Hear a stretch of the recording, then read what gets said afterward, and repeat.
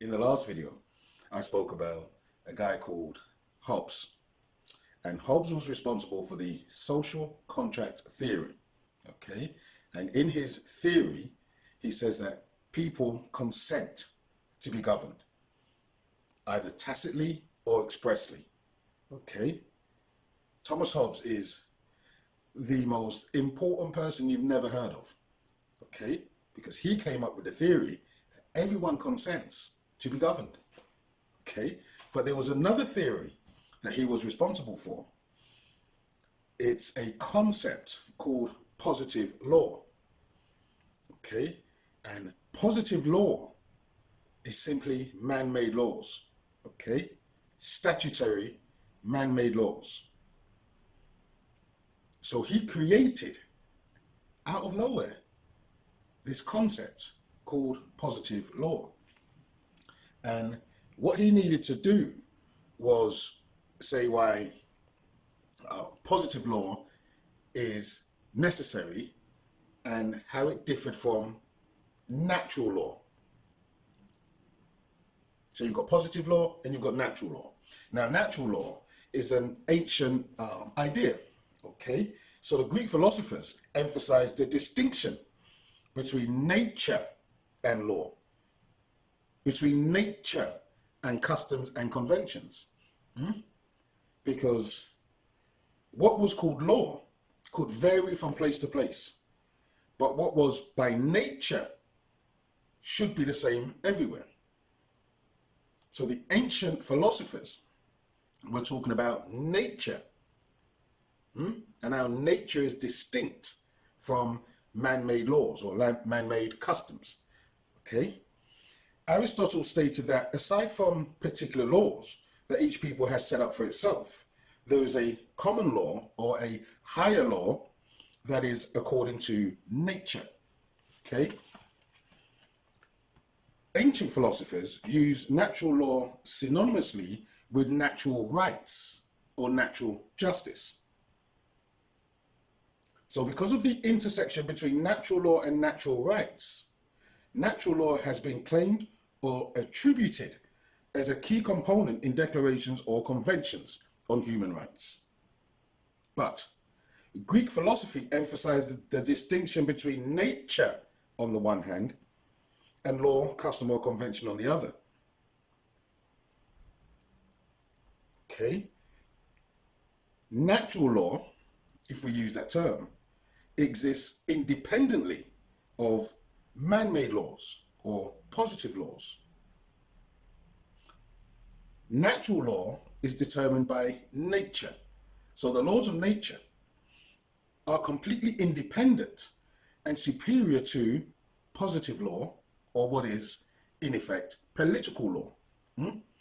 Political law is the law of any given state, any political group, or any legislature.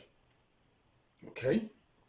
Now, Hobbes took the natural law theories of the ancients, and he used these natural law theories to challenge the divine right of kings. Okay? And he used that as an alternative justification for the establishment of the social contract theory. He used it for the construction of positive law, and he used it for his construction of government. But his theory, Hobbes' theory, was an assault on the principles of natural legal tradition. And he redefined law to remove any notion of the promotion of common good. In fact, what he done is he inverted the Greek philosophers' use of the word nature to make it something different to its intended meaning. Okay? The ancients didn't talk about natural law. They spoke about the law of nature. The law of nature. Now, Hobbes decided to redefine natural law. And he said that natural law reflects how rational human beings seeking to survive and prosper would act. He argued that the only way natural law can prevail is if mankind submits to the commands of the sovereign. Since the ultimate source of law is the sovereign's decisions need not be grounded in universal morality. Okay?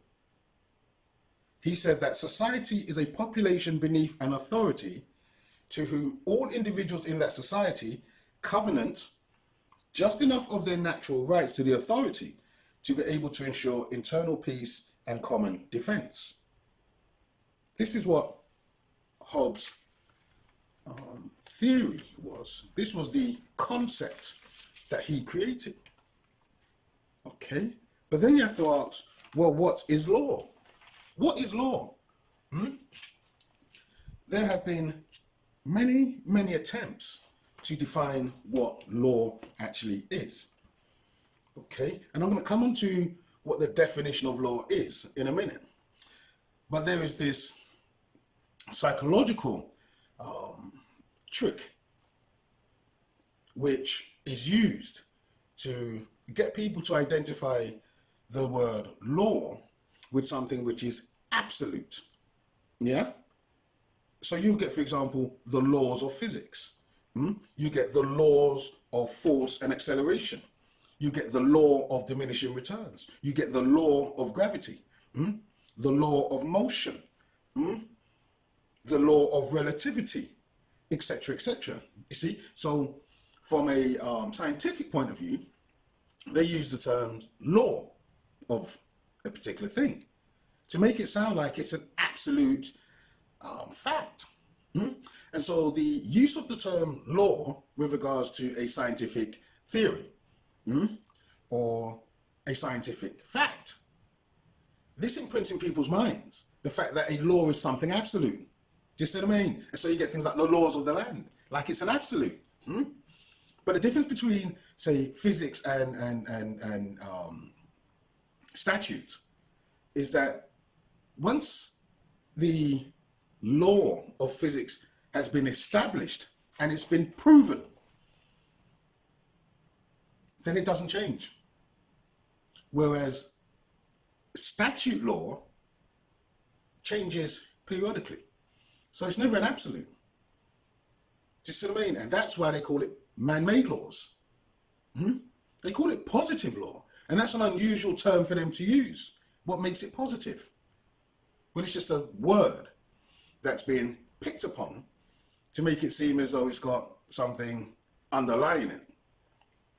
Okay? Now, we have to understand what the law is. What is the law? Now, there's been numerous attempts at defining the law over the centuries. As late as 2013, the New International Dictionary from Merriam-Webster defines law as a binding custom or practice of a community, a rule or mode of conduct or action that is prescribed or formally recognized as binding by a supreme controlling authority or is made obligatory by a sanction, as an edict, decree, order, statute, resolution, rule, or judicial decision that is made, recognized, or enforced by controlling authority. Okay? So as late as 2013, they're still trying to define exactly what the law is. Okay? In the Dictionary of the History of Ideas, published in 1973, it defined the concept of law as a legal system is the most explicit, institutionalized, and complex mode of regulating human conduct. At the same time, it plays only one part in the categories of rules which influence behavior. For social and moral rules of a less institutionalized kind are also of great importance. Okay, so there's been several attempts to produce a universally acceptable definition of law. We're talking about man-made law, yeah? The question, what is law, has no simple answer. Glanville Williams said that the meaning of the word law depends on the context in which that word is used. He said that, for example, early customary law and municipal law were contexts where the word law had two different and irreconcilable meanings. Thurman Arnold said, "It is obvious that it is impossible to define the word law, and that it is equally obvious that the struggle to define that word should not ever be abandoned." You see? what is called natural law is not actually a law. It's not a law in any sense. Okay? The way they phrased it is to make it seem that it is ordained in some way, but it isn't. The laws of nature are in fact an order of things. It's in fact a cycle of things. That is the law of nature, okay? But if we come back to what law is, okay? Law is a code, a constitution, an enactment, a rule, a statute, a regulation, or a decree, okay? A rule is also defined as a decree, a law, or a regulation. So a law and a rule actually mean exactly the same thing. A law is a rule and a rule is a law. So, in the concept of law, yeah, a gentleman called Hart argued that law is simply a system of rules. In his book, The Concept of Law, Hart's view is that laws are rules made by humans and that there is no inherent or necessary connection between law and morality. His book addresses a number of topics such as the nature of law, whether laws are rules, and the relation between law and morality. In his book, The Concept of Law, he says there are persistent questions concerning the concept of law. He says, how does law differ from, and how is it related to orders backed by threats? How does legal obligation differ from, and how is it related to moral obligation?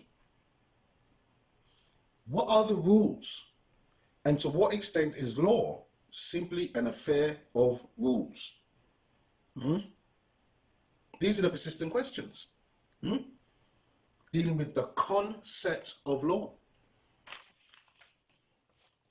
So, back to Thomas Hobbes. He is the architect of the social contract theory, where he says people consent to give up their rights in order for peace, and people consent to be governed either tacitly or expressly. Okay? Thomas Hobbes is also responsible for creating this notion, this concept called positive law, which is man-made laws. Okay? Man-made laws. Okay? The law is a rule, in the same way that a rule is a law. Okay? So the law is a set of rules that has the force of law by consent. This is the ideology, this is the concept that was created by an individual in the middle of the 17th century. He was the architect of the notion of a social contract theory. He was the architect of the notion of positive law. And he was the architect of the notion of consent. These are all things that were devised by one individual in his book in 1651. Do you follow what I'm saying? Someone has decided to express his view on the nature of man and the necessity for man to consent to be ruled, and has created other concepts around his notion, which has been adopted and which is used and which we live under to this day. These notions, these concepts, these ideas, these theories that were just put forward by this man is exactly the system that we live under to this day. Okay, now I'm just going to spin back to something that I said in an earlier video when I was talking about the Bill of Rights and that people had the absolute right to petition the monarch directly without commitments or fear of prosecution.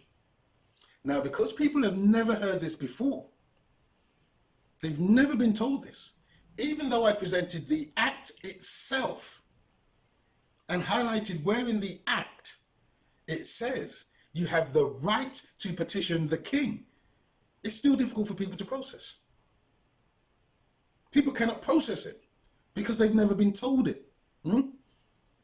So people will say things like, well, it doesn't mean she has to respond, for example, yeah, or the monarch's not going to do anything. But that's not the point. The point isn't whether the monarch's going to do anything. The point is you have an absolute right to petition the king or the monarch, okay? And this is enshrined in law. It's in the Bill of Rights. And when you look at the reasons why there was the revolution in 1688, is because there were things which the king didn't allow the parliamentarians to do, or the people to do, okay? So they set out all of their grievances, all of the things that they were unhappy about. They set that out at the start of the act. It was shown, it was proven, and one of them was the fact that they couldn't petition the king if they had a grievance. And so when they done the Bill of Rights, they say, now we're going to enshrine this right in law. But people won't accept it, in a sense, because they've never been told it before. They've never been told it. It's been hidden from everybody for over 300 years. Because no one's going to go and read the act itself. People are going to rely on second-hand information, third-hand information, hearsay, rather than go and check the thing themselves. But when you check the thing itself, you will see that it is there. It's enshrined in law, okay? But I just want to finish off with this, all right, just to reinforce the point, okay? You had this guy called Edward Coke, and he was the most senior judge in the early part of the 17th century, okay? Again, he's from an upper caste family. He went to Cambridge. He was a parliamentarian as well, okay? But Edward Coke undertook the central role in framing and writing a petition of right. The petition of right was affirmed by the Commons and sent to the Lords, and it was approved on the 17th of May, 1628, okay? A petition of right, okay? And it proclaimed various rights and liberties of free Englishmen, okay? Including the freedom from taxation without parliamentary approval, the right of habeas corpus, a prohibition on soldiers being billeted on houses without the owner's wills, and a prohibition on imposing martial law on civilians, okay?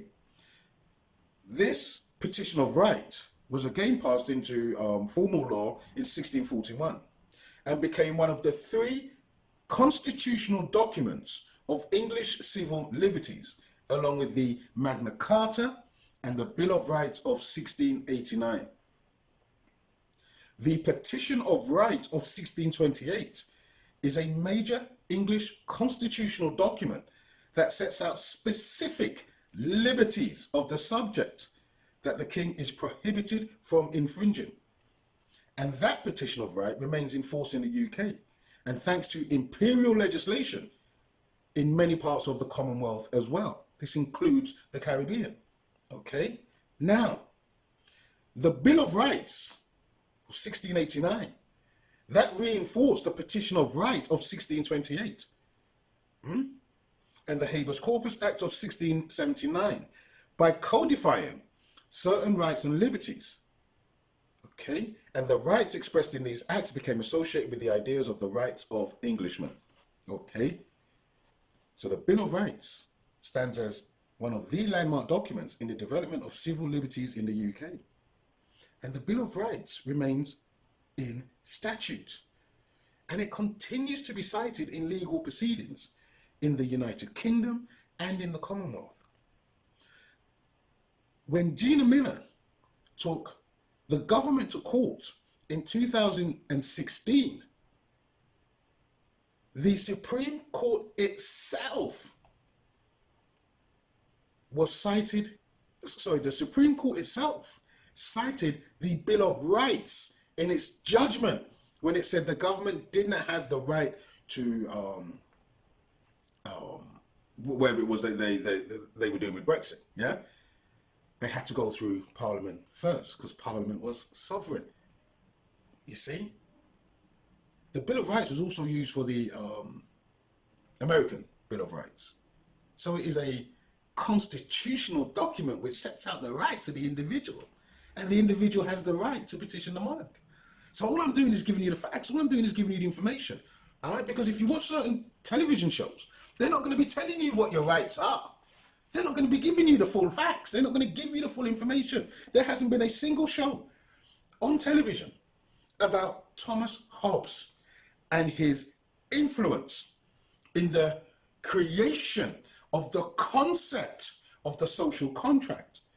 There hasn't been a single show on television dealing with the creation of the concept of positive law.